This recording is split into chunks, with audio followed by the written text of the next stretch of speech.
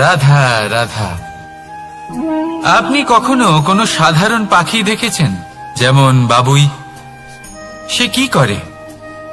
সে কোনো গাছের ডালে নিজের বাসা বানায়। এবার সেইখানে বাসা বানানো সহজ ব্যাপার, কারণ সামগ্রী আশেপাশেই পাওয়া যায়। কিন্তু সমস্যা হলো আক্রমণ। কোনো সাপ বা অন্য কোনো পশু ওর বাসাতে ওর সন্তানদের উপর না আক্রমণ করে বসে, এই ভয়ে তার সব সময় থাকে। আর এটা সব থেকে কঠিন ব্যাপার এদের জন্য, নিজের বাসায় নিজের সন্তানদের সুরক্ষা। আর বাজ পাখি, যদি আমরা বাজের কথা বলি তাহলে তারা কি করে? বাজ পাখি কোনো উঁচু পাহাড়ের শিখরে, কোনো পাথরের খাঁজে নিজের বাসা তৈরি করে। এবার ওখানে বাসা বানানো একেবারেই সহজ ব্যাপার নয়, কারণ সামগ্রী আশেপাশে পাওয়া যায় না, দূর থেকে নিয়ে আসতে হয়। কিন্তু সেইখানে আক্রমণের ভয়ও কখনোই থাকে না। এইভাবে উচিত রূপে ও নিজের বাসা রক্ষা করতে পারে, নিজের সন্তানদের রক্ষা করতে পারে। এর সারমর্ম হলো এটাই, যদি সমস্যা বড় হয় তাহলে সমাধানও উচ্চমানের হওয়া উচিত।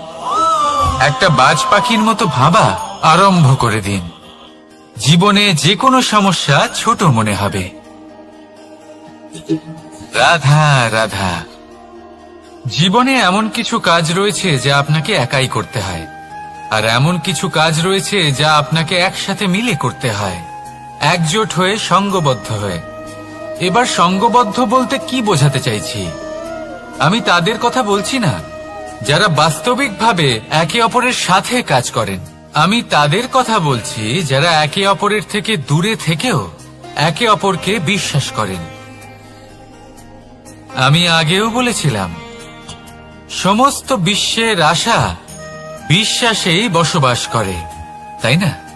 তাই যেখানে সমস্ত বিশ্ব আছে, সমস্ত সংসার আছে, সেইখানেই বিশ্বাস রয়েছে।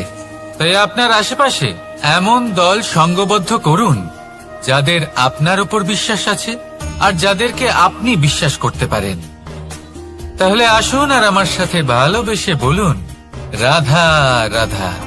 আমরা যে মানুষকে চাই, যাকে আমরা ভালোবাসি, তাকে একটা উপহার অবশ্যই দিতে চাই। এমন এক উপহার যা ওনার ভালো লাগবে, যা শ্রেষ্ঠ হবে, অতি প্রিয় হবে, বহুমূল্য হবে, বা বলতে পারেন মূল্যবান হবে। তাই আমরা কি করি? আমরা বাজারে যাই, তার জন্য স্বর্ণ, আভূষণ, হিরে, মুক্ত এইসব নিয়ে আসি। কিন্তু এটাই কি সর্বশ্রেষ্ঠ উপহার? কখনোই না। সর্বশ্রেষ্ঠ উপহার হলো স্বাধীনতা, তাকে নিজের মনের মতো বাঁচার স্বাধীনতা। যদি আপনি কাউকে স্বাধীনতা না দিতে পারেন, তাহলে সে কোথাও না কোথাও বন্দী হয়ে যায়, তার বিকাশ কোথাও না কোথাও আটকে যায়।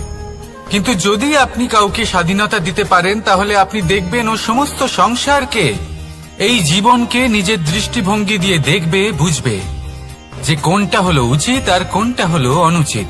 আর এটাই হলো সর্বশ্রেষ্ঠ।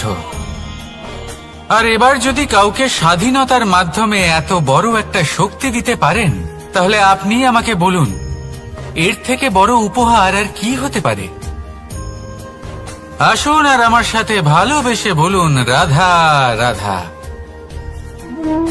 কর্ম, ধর্ম আর কর্তব্য, এই তিনটি একে অপরের সাথে জড়িত। আর অনেক সময় এই তিনটি পালন করতে করতে আমাদের সেই ব্যক্তির সামনে গিয়ে দাঁড়াতে হয়, তার বিরুদ্ধেই যেতে হয়, যাকে আমরা সব থেকে বেশি ভালোবাসি। কিন্তু সেইখানে এই যুদ্ধ কোনো ব্যক্তিগত যুদ্ধ থাকে না, এ হলো কর্ম, ধর্ম আর কর্তব্যের যুদ্ধ। এটা সরল নয়, অত্যন্ত কঠিন হয় তার সম্মুখীন হওয়া যাকে আমরা সব থেকে বেশি সম্মান করি।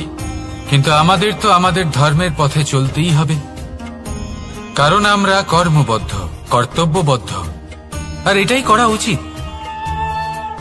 শুধু এটুকু মনে রাখবেন, যদি আপনার উদ্দেশ্য শুভ হয়, আপনার ভাবনা শুভ হয়, আপনি যদি কর্ম, ধর্ম আর কর্তব্যের পথে অগ্রসর হন, তাহলে এই প্রক্রিয়াতে যদি আপনাকে আপনার আরাধ্যেরও সামনে দাঁড়াতে হয়, তাহলেও আপনার কোনো ক্ষতি হবে না। তাহলে আসুন আর আমার সাথে ভালোবেসে বলুন রাধা রাধা।